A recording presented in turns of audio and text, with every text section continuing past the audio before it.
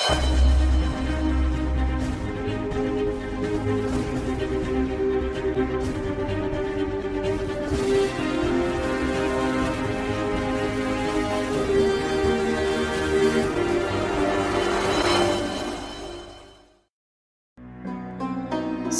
dinasti Mamluk di Mesir. Pada video kali ini saya akan menceritakan bagaimana proses terbentuknya dinasti Mamluk, periode dinasti Mamluk Bahri dan Burji, serta kemajuan yang dicapai dinasti Mamluk hingga kemunduran dan kehancuran dinasti Mamluk. Dinasti Mamluk didirikan oleh mantan atau bekas para budak. Budak-budak ini awalnya berasal dari bangsa Turki yang menjadi pasukan Abbasiyah. Seiring dengan melemahnya dinasti Abbasiyah dan Ayyubiyah, kaum Mamluk ini kemudian bisa mengambil alih kekuasaan kemiliteran. Dinasti Mamluk berdiri menggantikan dinasti Ayyubiyah yang menguasai Mesir dan Syria. Kemudian pada tahun 1249, Sultan Malik As-Solih dari dinasti Ayyubiyah meninggal. Beliau kemudian digantikan oleh putranya Turansyah. Karena merasa tidak puas dengan kebijakan Turansyah, maka pada tahun 1250 kaum Mamluk di bawah pimpinan Baybars dan Aibak menggulingkan pemerintahan Turansyah. Selanjutnya kekuasaan diambil oleh Sajarah Tudur, istri dari Malik As-Soleh yang berasal dari kaum Mamluk. Sajarah Tudur kemudian menikah dengan Izzuddin Aibak sebagai panglima Mamluk dan menyerahkan kekuasaannya kepadanya. Saat itulah berdirinya dinasti Mamluk.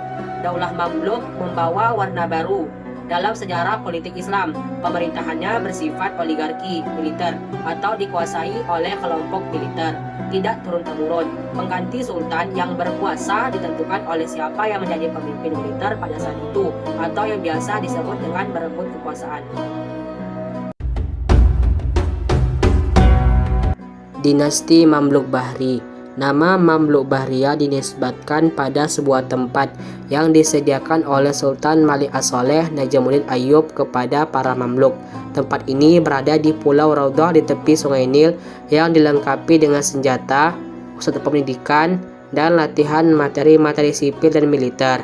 Sejak itu, para Mamluk dikenal dengan Al-Mamalik Al-Bahriyah atau disebut dengan para budak lautan. Adapun sultan-sultan yang memimpin pada masa dinasti Mamluk Bahri sebagai berikut.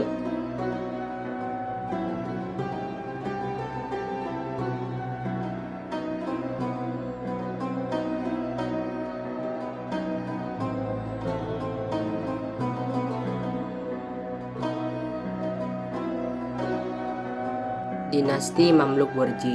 Masa pemerintahan Mamluk Burji diawali dengan berkuasanya Sultan Barkuk pada tahun 784 Hijriah sampai 801 Hijriah. Setelah berhasil menggulingkan sultan terakhir dari Mamluk Bahri, yaitu Salih Hajjaj bin Ashraf Sya'ban. Hal-hal yang membedakan dinasti Bahri dan dinasti Burji adalah sukses pemerintahan Mamluk Bahri lebih banyak terjadi dengan turun-temurun, sedangkan pada masa Mamluk Burji suksesi lebih banyak terjadi karena perang saudara dan huru-hara. Pertentangan ini disebabkan sistem pendidikan bagi para Mamluk tidak ketat dan mereka diperbolehkan untuk tinggal di luar pusat-pusat latihan bersama rakyat biasa. Adapun sultan yang memimpin pada masa dinasti Mamluk Burji sebagai berikut.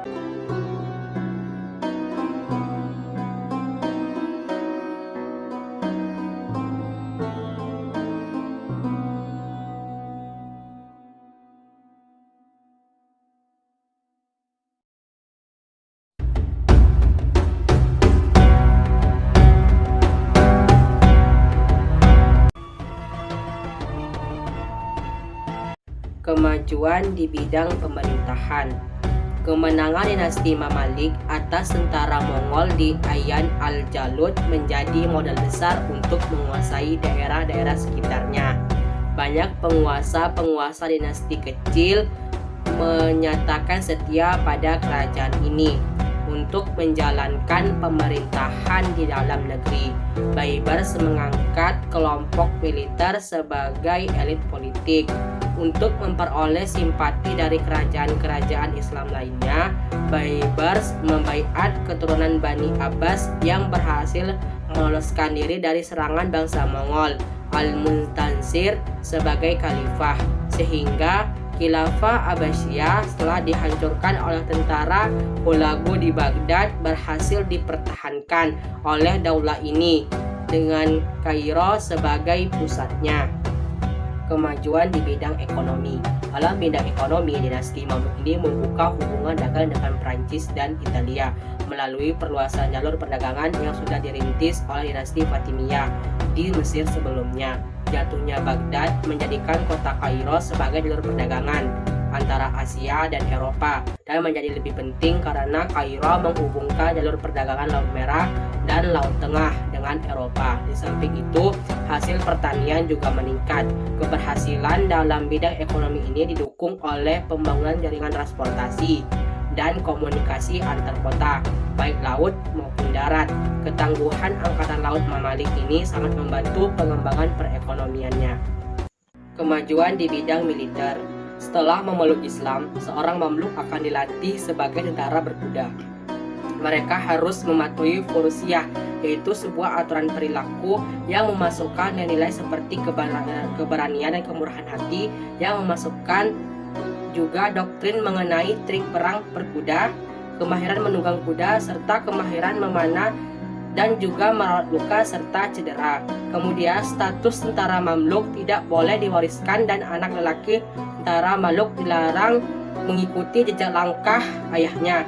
Di sebagian kawasan seperti Mesir, tentara Mamluk mulai menjalin hubungan dengan pemerintah setempat dan akhirnya mendapat pengaruh yang luas. Pada era dinasti Al-Mamluk, produksi buku mengenai ilmu militer itu berkembang secara pesat. Kemajuan di bidang ilmu pengetahuan. Mesir menjadi tempat pelarian ilmuwan-ilmuwan asal Baghdad dari serangan tentara Mongol. Karena itu, ilmu-ilmu banyak berkembang di Mesir seperti ilmu sejarah, kedokteran, astronomi, matematika, dan juga ilmu agama. Dalam ilmu sejarah tercatat nama-nama ilmuwan besar seperti Ibnu Khalikan, Ibnu Tagribardi, dan Ibnu Khaldun. Kemajuan ilmu pengetahuan pada masa dinasti Mamluk disebabkan oleh jatuhnya Baghdad yang mengakibatkan sebagian ahli ilmu pengetahuan melarikan diri ke Mesir. Dengan demikian, Mesir berperan penting sebagai pusat pengembangan ilmu pengetahuan, melanjutkan kedudukan kota-kota Islam lainnya setelah dihancurkan oleh bangsa Mongol. Kemudian yang terakhir, kemajuan di bidang seni budaya. Pada pergantian sultan yang dialami oleh dinasti Mamluk, khususnya pada masa dinasti Mamalik Bahri, memberikan corak tersendiri bagi perkembangan arsitektur setiap sultan. Kondisi persaingan di bidang arsitektur ini memberikan gambaran tersendiri bagi kewibawaan dan kemajuan bagi diri sultan. Pengembangan arsitektur yang sangat tinggi tersebut ditopang oleh datangnya beberapa insinyur teknik yang melarikan diri ke Mesir untuk mencari perlindungan kepada sultan akibat kejaran dari tentara Mongol. Kemudian kedatangan arsitek tersebut membawa Mesir mengalami perkembangan seni dan budaya secara cepat dengan prestasi-prestasi tersendiri seperti arsitektur, keramik, dan karya arsitek dari logam. Kemunduran dan kehancuran dinasti Mamluk memiliki banyak sekali faktor. Adapun beberapa alasan yang menyebabkan kehancuran dan kemunduran dinasti Mamluk adalah para sultan dari Mamluk Gurji tidak memiliki pengetahuan cara mengatur roda pemerintahan kecuali dalam latihan militer, sehingga kenyataan menunjukkan situasi pemerintahan melemah yang dialami oleh dinasti ini. Misalnya dengan melarang mengimpor rempah-rempah oleh dinasti ini. Kemudian akibatnya harga rempah-rempah menjadi mahal, apalagi komoditi ini dimonopoli oleh sultan.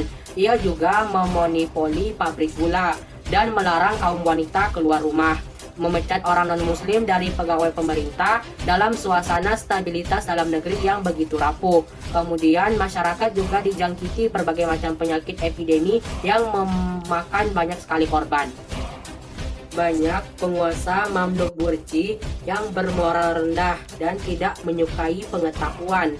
Kemudian kebiasaan hidup berfoya-foya dan hidup mewah menyebabkan harga pajak melambung tinggi, sehingga menyengsarakan rakyat dan membuat mereka putus asa dan hilang kepercayaan terhadap sultan. Pajaklah satu-satunya jalan untuk mendapatkan uang yang banyak untuk membiayai pemerintahan, membayar pegawai, serta melengkapi istana-istana dengan berbagai kemewahan. Tak hanya itu saja, kekuatan politik baru yang besar muncul sebagai tantangan bagi dinasti Mamalik, yakni Kerajaan Utsmani. Kerajaan inilah yang mengakhiri riwayat Mamalik di Mesir. Datangnya kekuatan baru tersebut diperparah dengan bergolaknya daerah kekuasaan Mamluk di Syria. Selain karena penyerbuan tentara Mongol, juga karena ulah penguasa-penguasa setempat yang lain yang melepaskan diri dari pemerintahan pusat. Kekuatan Turki Utsmani yang masuk Syria itu berasal dari Anatolia, yang memberikan perlawanan yang berarti terhadap dinasti Mamluk.